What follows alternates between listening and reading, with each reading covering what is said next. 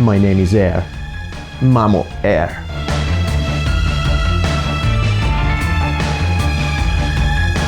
Oh, hello. I was just reviewing this microphone by Saramonic Soundbird T3L. It's just a microphone. Hands up.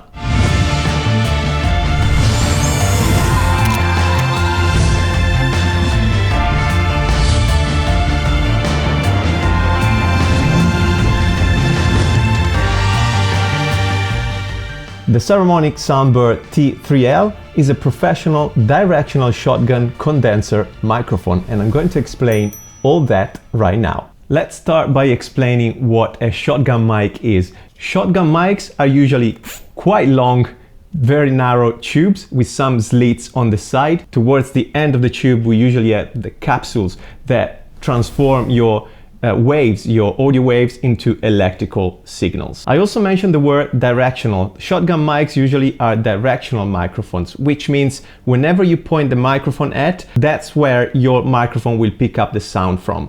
So literally you can point and grab the audio from an audio source directly. A very big misunderstanding usually is people think that directional mic and shotgun mics can pick up the sound from very far just because of the shape of it, but that's not true. So bear in mind, directional mics just pick up a better sound directly in front of the microphone. Think about lenses. If you have a zoom lens, like a 70-200, so a very long lens, you will pick up less image because your field of view is narrow. But if you have a 16 millimeters lens, for example, is very wide, so you pick up more image. That's the same thing with the directional mic. Think about the directional mic as a 200 millimeters lens, so very narrow but very precise. And then I mentioned the word condenser. So this is a condenser microphone. What does that mean? Basically, at the end of your microphone where the capsule is, we'll have,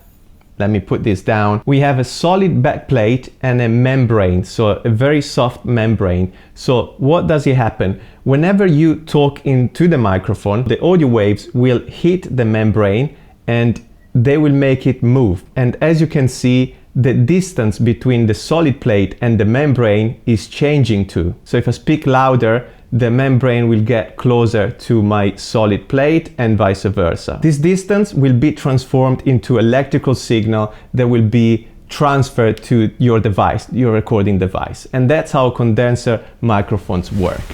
Now let's get into the specific and let's talk about the Saramonic T3L, and let's do some unboxing. So here we go, that's the box the microphone comes in. It's quite big because the microphone is quite big anyway, and we're gonna open it up and see what's inside. First of all, you will find the actual microphone. There you go. It comes with a foam screen, and of course you can slide it out and replace it also with a windshield if you wanted to. If you want to shoot outdoors, for example, there's a lot of stuff on the Saramonic website, so I definitely recommend to go and check them out there. Then you will find a shock mount. The shock mount is called like that because it absorbs the shock that the microphone might take when you're moving or you're walking, for example. And that happens through these rubber bands. So you just want to slide your microphone through the rubber bands like so. And now whatever you do, and even if the microphone is shaking, the audio will not be picked up by the microphone. So very helpful. That's the second thing you find in the box. You can mount the mount shock on top of usually the standard stands for microphones or lights as well. But inside the box you will also find two adapters like this. So this will convert a 3/8 thread to a cold shoe. And once again, you'll find two of them. Very easy, you can just screw them under your shock mount and place your microphone now on top of any recording device or camera that has a cold shoe. Then we find a normal mic clip, once again to put on top of your stand, or there's a thread as the shock mount, so you can just replace the shock mount and use the clip instead. There you go. So if there's not any movement with the camera, you can just place it on a stand and use it with this mount instead of the shock mount. But I usually use the shock mount in any case. Then you will find inside the box the micro USB cable, and that's needed to power and charge the microphone, and we're going to talk about it in a second. You'll also find an XLR cable to, of course, connect the microphone to your recording device, and a few spare rubber bands for the shock mount. And that's all, apart from some stickers, the instruction manuals, and some more leaflets that you can find inside the box. Let's talk about dimensions and weight of the T3L. So the weight is 222 grams. In terms of dimensions, the microphone T3L measures 39.5 centimeters, so quite long, and the diameter is 2.3 centimeters. And for this purpose, I wanted to show you another microphone. So this is more like a vlogging microphone, but that's the usual size of a vlogging microphone. For example, this is a directional microphone too, and this is the Saramonic T3L. So the difference in size is huge. Let's talk about the battery and how we charge the microphone. There is an internal battery here inside the microphone that lasts 150 hours of recording time. And to charge the battery when it's down, it's very simple. You plug the micro USB cable down here inside the XLR port. There's also a USB port, and you just want to connect the USB inside that port. There you go, and you connect the other extremity into your socket. Very simple. To check the battery life, it's very simple. First of all, there is an on and off button right here on the microphone, the very first one. If I hold it, the microphone will turn on. And to check the battery life, I just want to double click it. And as you can see, I've got 5 total buttons on the mic. And these are gonna work as battery level as well. So if I double click the on and off button, I've got more or less 80% of battery left in my microphone right now. We also want to talk about phantom power. So what's the phantom power? As we mentioned in the beginning, we talked about condenser microphone and the capsule that is placed at the end of the microphone right here. So to activate the membrane, so the diaphragm of the microphone, we need some extra power. So the power of the microphone is not enough, and we need to activate an extra power, which is called phantom power. And usually you activate it on your recording device. So in this case, on my Blackmagic Pocket Cinema Camera 4K. There's literally one button, you turn it on, and the camera will transfer some of the energy to the microphone and activate the diaphragm. If you don't do so, you will not pick up any sound and the microphone will not record properly.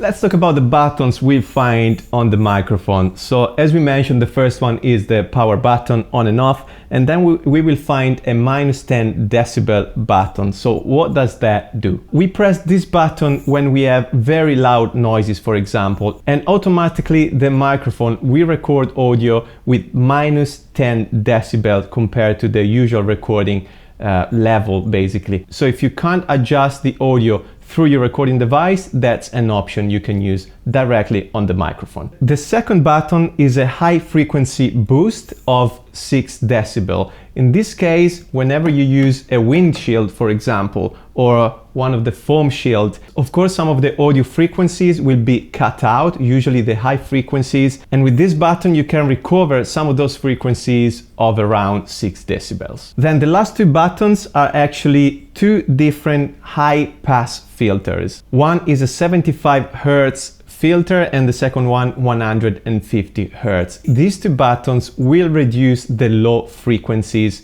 gained by the microphone. So for example, whenever you have some rumbling in the background, or for example, if you're outdoors and you hear a lot of traffic, these 2 buttons will help to reduce those frequencies, and the microphone will pick up those noises a bit less than without the filters. Now I want to compare a few microphones for you to understand how the T3L actually sounds. And first of all, so far you heard me through this lapel mic, so it's very close to my mouth. It's an omnidirectional microphone, which means that this microphone picks up the noise all around the microphones, while, as we said, the directional mic points directly towards a specific source of noise, of sound. So I'm gonna switch now to the native audio and microphone of the camera, and you will spot the difference straight away. So here I am speaking through the native microphone of my camera right there. You will probably hear me a bit from far away now compared to the lapel mic, of course, because the volumes are different, the distance is different. And now I'm gonna switch to the T3L, the Soundbird. So this is connected through an XLR cable, and we're gonna talk about it in the conclusion of the video, but that's how I sound through this microphone. The microphone is probably half meter away from me, literally one arm, and it's right on top of the camera. So conclusion, what do I think about this microphone? Who I recommend it to, and so on. First of all, I recommend to use microphones to everyone in general. So don't use the camera microphones. Usually they're not great. They record a lot of ambient noise, which you don't want, especially if you do vlogging or that kind of video making.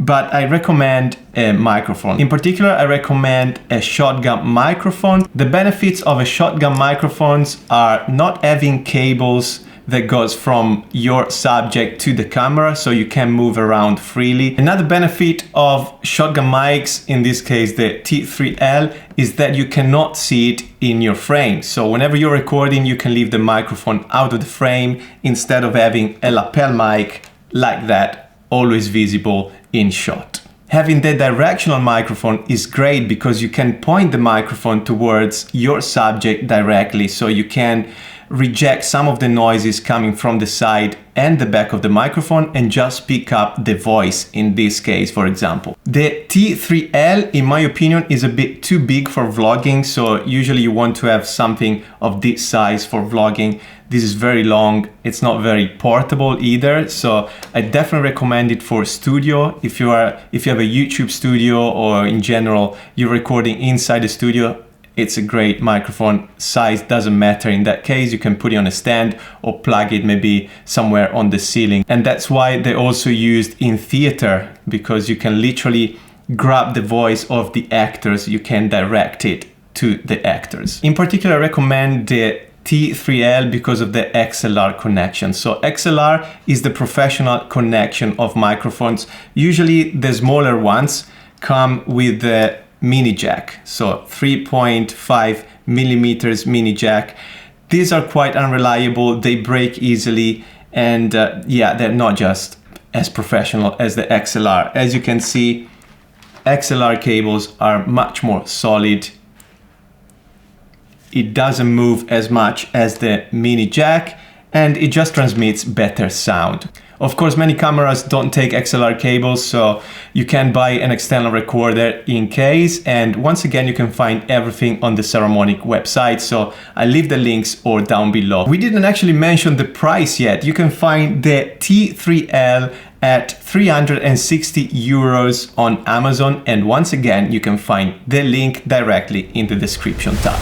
And that's all, guys, for this review. I hope it was helpful in finding the right microphone for you. I definitely recommend it. I love the sound of this Saramonic one. So I hope to see you in the next video with more review, more video making tutorial. And by the way, I've just launched a new video editing course that you can find once again in the description or right here at this card. It's how to build a YouTube graphic package in Adobe Premiere Pro. So a very different course, a lot of new skills you can learn. I hope to see you there.